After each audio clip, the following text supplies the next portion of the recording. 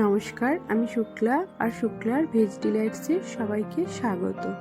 আমার আজকের রেসিপি মূলোর পরোটা। তো চলুন দেখুন আমি কিভাবে মূলোর পরোটা বানাই। আমি এখানে বাজার থেকে একদম টাটকা ফ্রেশ মূলো নিয়ে এসেছি, আর আমি সাদা মূলো ব্যবহার করেছি। এখানে সাদা মূলোর যেহেতু একটু ঝালটা কম হয়, সেই জন্য সাদা মূলোটাই বেশি ভালো লাগে। আপনারা চাইলে লাল মূলো দিয়েও করতে পারেন। আমি এখানে 3 পিস মূলো ছাড়িয়ে নিয়েছি, খোসা দিয়ে ঘষে নেব।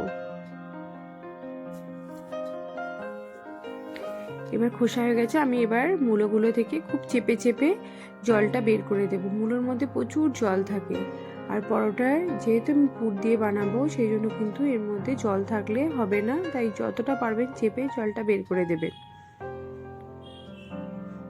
দেখুন এখানে কতটা জল বের হয়েছে। আমি এই জলটা কিন্তু ফেলে দেব। অনেকে এই জলটা দিয়েও আটা মাখে, কিন্তু আমি এখানে ব্যবহার করব না, এই জলটা ফেলে দেব।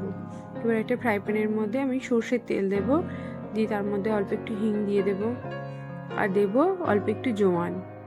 আপনারা এখানে কালো জিরে বা সাদা জিরেও ব্যবহার করতে পারেন।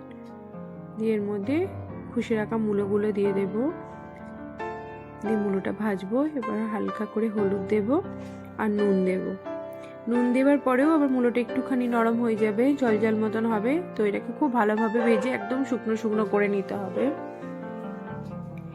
এবার আমি দেব কাঁচা লঙ্কা কুচি, আর একটু বেশি করেই আমি আদা খসে নিয়ে দেব। আদাটা দিলে ভালো লাগে খেতে। আর ধনেপাতা কুচি দিয়ে দেব।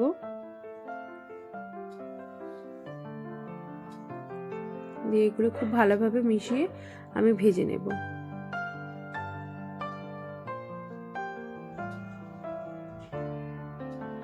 এটা হয়ে গেছে। আমি এবার শেষকালে একটু ভাজা মশলা দেব।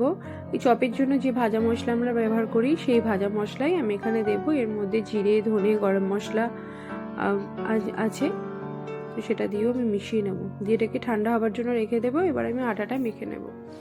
আমি এখানে আটা ব্যবহার করেছি, ময়দার ব্যবহার করিনি। আর আটাতে আমি অল্প একটু নুন আর 1 চামচ সাদা তেল আপনারা দিতেও পারেন, তেল ছাড়াও করা যায়। তো আমি এখানে অল্প একটু তেল দিয়েছি, দিয়ে আটাটা অল্প করে জল দিয়ে দিয়ে আমি পরোটার ডো যেমন করে সেভাবে মেখে নেব। আর আটা অবশ্যই খুব ভালোভাবে থাসতে হবে। আটা যত ভালো থাসা হবে পরোটা তত মচমচে হবে।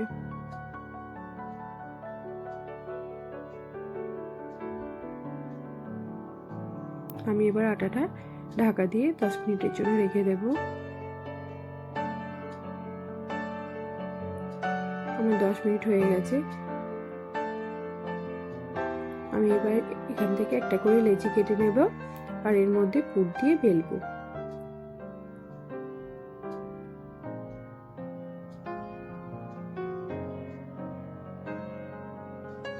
পরোটা পুরটা একটু বেশি দিলে পরোটাটা খেতে ভালো লাগে।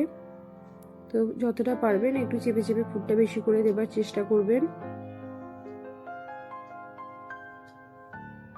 এবার আমি এটাকে এক হাতে করে চেপে চেপে দিয়ে ওপরটা মুড়িয়ে নেব।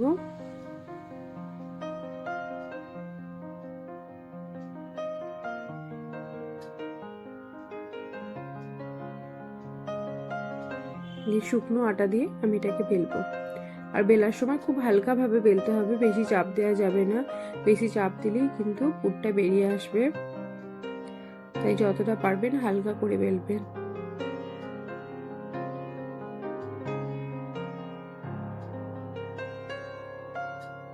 দিয়ে আমি শুকনো আটাগুলো হাতে করে ভালো করে ঝেড়ে নেব, দিয়ে সেঁকে নেব।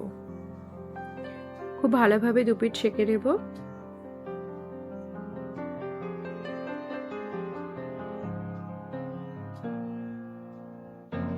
খুব ভালোভাবে সেঁকা হয়ে গেলে আমি এবার এর মধ্যে তেল দিয়ে দেব।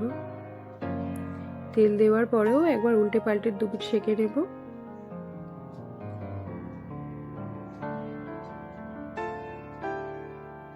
এভাবে একটা একটা করে আমি বেলবো আর সেঁকে নেব।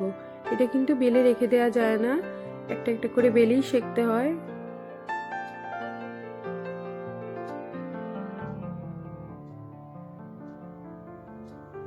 আর মূলোর পরোটা খেতে খুবই ভালো হয়, আর এটা শুধুমাত্র শীতকালেই বেশি হয়, আর শীতই এর টেস্টটা ভালো লাগে। তো রেডি আমার মূলোর পরোটা। ভিডিওটা যদি ভালো লাগে আমার চ্যানেলটা সাবস্ক্রাইব করবেন, ফলো করবেন, লাইক করবেন, কমেন্টস করবেন। আজকে এই পর্যন্তই। সবাই ভালো থাকবেন আর অবশ্যই রেসিপিটা একবার বাড়িতে ট্রাই করবেন।